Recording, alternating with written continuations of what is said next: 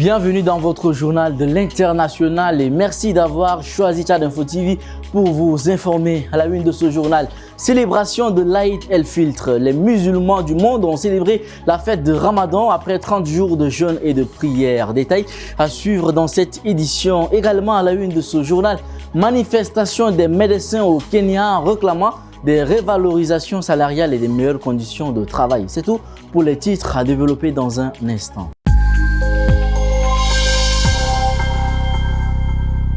Mesdames et messieurs, bonsoir et bienvenue si vous nous rejoignez. Après 30 jours de Ramadan, les musulmans du monde entier ont célébré le 10 avril 2024 la rupture du jeûne. L'Aïd el-Fitr réunit les familles, prières à la mosquée, coups de fil aux proches, grands repas convivial et cadeaux aux enfants. Les fidèles ont été nombreux à se rassembler dans les mosquées. Guéna, Ondoum, Cynthia. Les croyants ont célébré la fin du Ramadan, l'Aïd el-Fitr.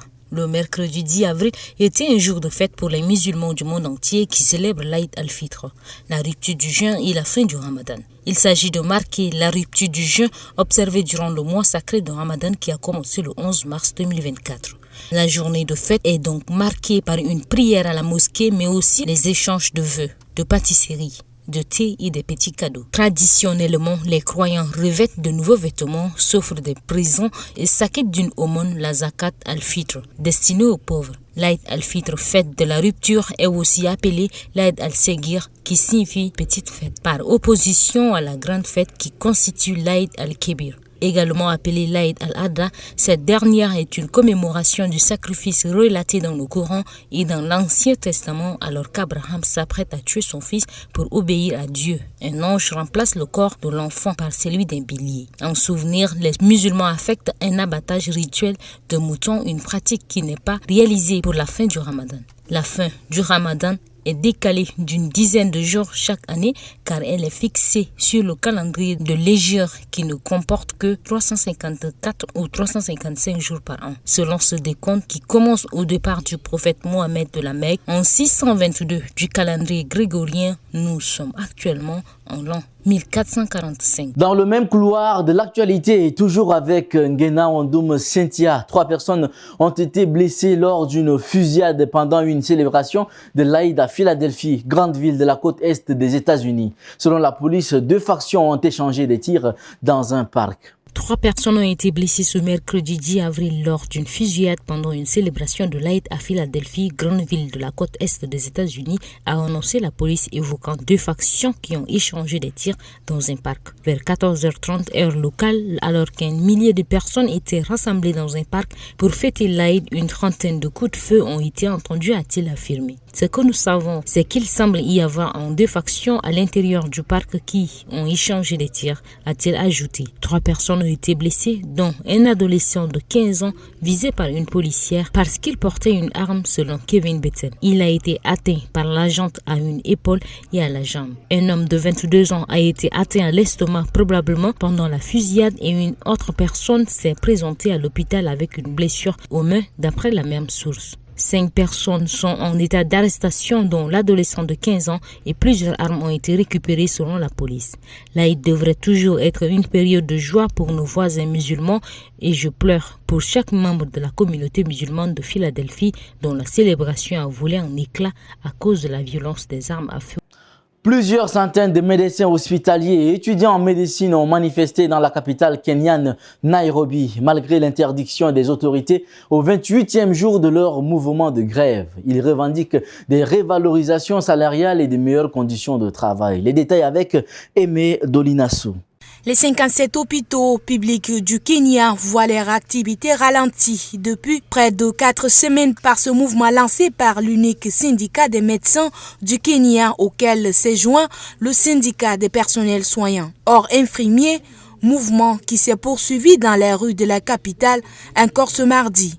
Plusieurs centaines de pratiquants, certains portant des blouses blanches, ont défilé sous escorte policière de l'hôpital Kenyatta, le principal du pays, jusqu'au ministère de la Santé, dont ils ont bloqué les portes, a constaté un journaliste de l'agence France Presse. On ne va pas se calmer, de sitôt, prévenez, une de banderoles brandies par les manifestants qui ont également scandé des slogans tels que solidarité pour toujours et nos patients nous manquent. Le président kenyan William Ruto, qui mène une politique de réduction des déficits depuis son élection en 2022, a déclaré dimanche au sujet de cette mobilisation que le Kenya devait vivre selon ses moyens.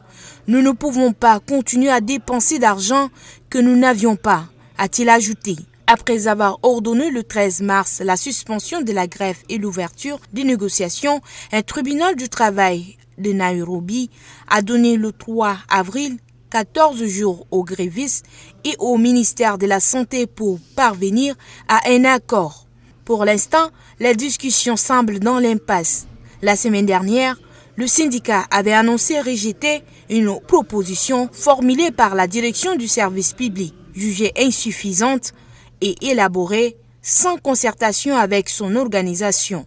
Dans sa proposition, le gouvernement s'est dit prêt à répondre à certaines revendications comme le paiement d'arriérés de salaire et l'embauche des médecins internes.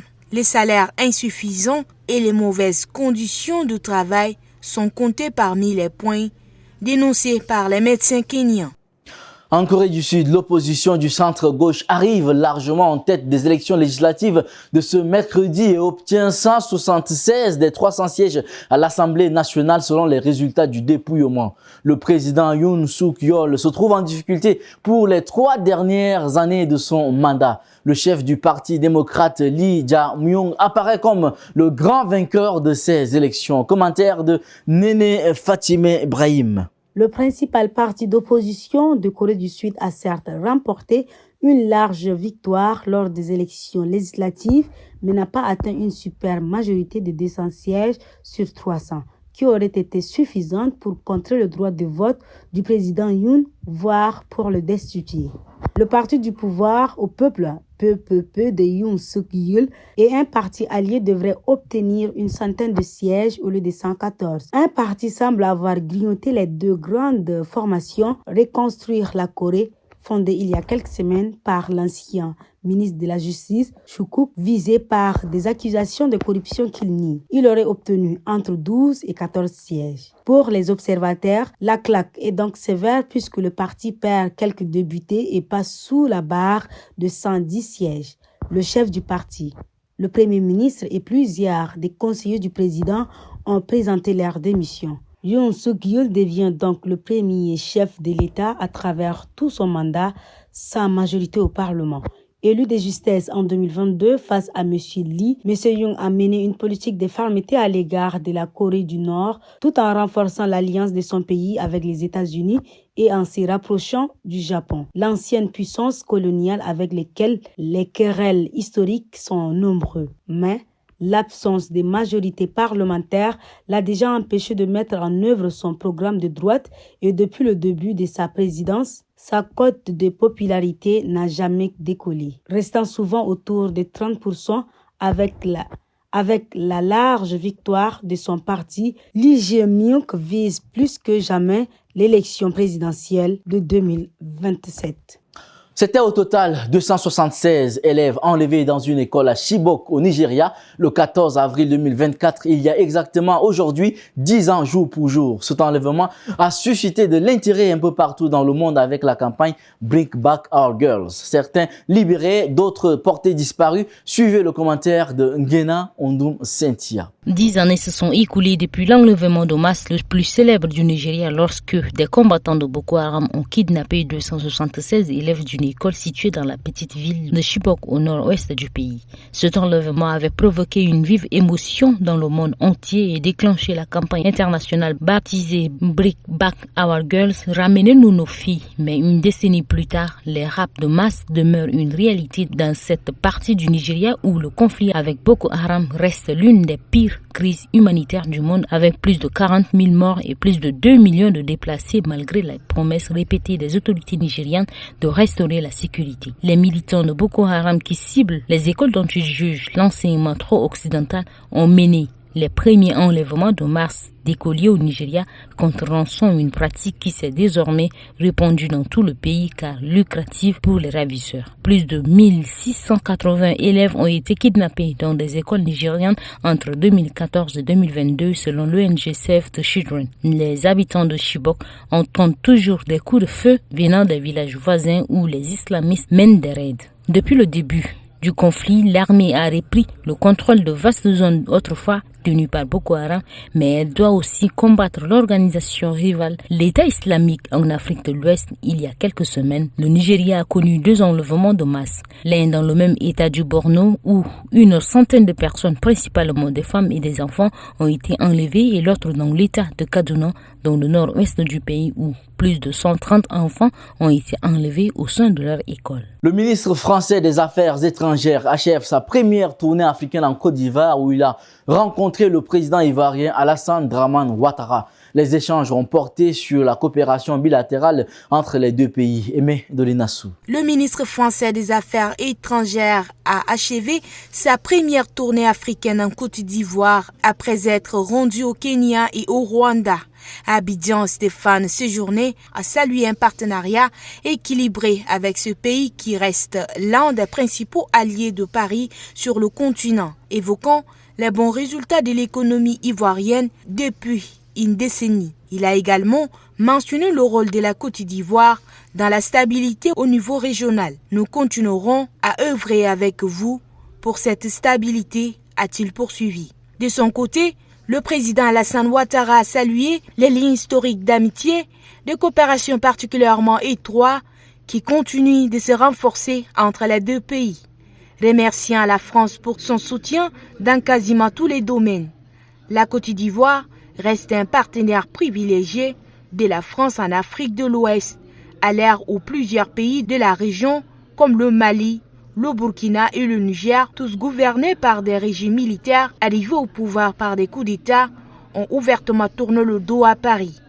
Depuis environ 1 an, la France met en avant sa volonté de profondément transformer ses rapports avec le continent, martelant qu'elle est avant tout à l'écoute des demandes des partenariats africains, notamment sur des questions de sécurité. Avant son passage à Abidjan, le ministre français s'est rendu à Nairobi où il avait, là aussi, évoqué son souhait de construire des partenariats qui doivent être bénéfiques aux pays africains. Le 7 avril, il a participé aux commémorations du 30e anniversaire du génocide des Tutsis au Rwanda. Les autorités vénézuéliennes annoncent l'arrestation mardi de l'influent ex-ministre du pétrole Tarek El Aissami qui avait démissionné de son poste l'année dernière dans le cadre d'un scandale de corruption au sein de la compagnie pétrolière publique.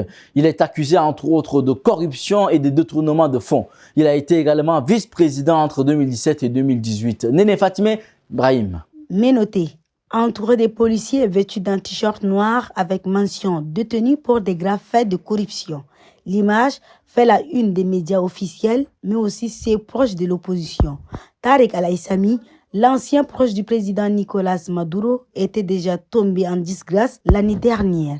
Il avait alors démissionné de son poste de ministre du pétrole après la révélation d'un énorme scandale de corruption au centre de pétrole du Venezuela, SAD, le géant pétrolier étatique. Plusieurs milliards de dollars auraient été détournés par les dirigeants de l'entreprise, l'un des piliers du système chaviste. Le procureur général du pays, Tarek William Saab, a précisé que 54 personnes ont été inculpées et 17 mandats d'arrêt lancés. Il a également annoncé l'arrestation de Simon Alexandre Zerpa, ancien ministre de l'économie, et de Samar José Lopez, un homme d'affaires accusé de blanchissement d'argent. Selon le procureur général, les accusés ont voulu anéantir l'économie vénézuélienne avec l'aide des États-Unis. L'ex-ministre du pétrole, Tarek El Aissami, sanctionné par Washington pour trafic de drogue, n'a jamais réapparu publiquement après sa démission, ce qui avait alimenté des rumeurs sur les réseaux sociaux allant de sa mort jusqu'à sa fuite vers de paradis fiscaux. La vente de pétrole brut à travers le réseau des crypto-monnaies était un pari de Caracas pour tenter de contourner les sanctions imposées par Washington contre Venezuela, qui possède les plus grandes réserves de pétrole au monde. Les autorités n'ont jamais communiqué sur les sommes détournées. Une partie de la presse a évoqué quelques 3 milliards de dollars, alors que d'autres titres les estiment à 15 milliards. Et c'est ici que s'achève cette édition. Mesdames et messieurs, merci de l'avoir suivi. On se donne donc rendez-vous dimanche prochain pour un nouveau journal de l'international. Très bonne suite de programmes sur Tchad Info TV.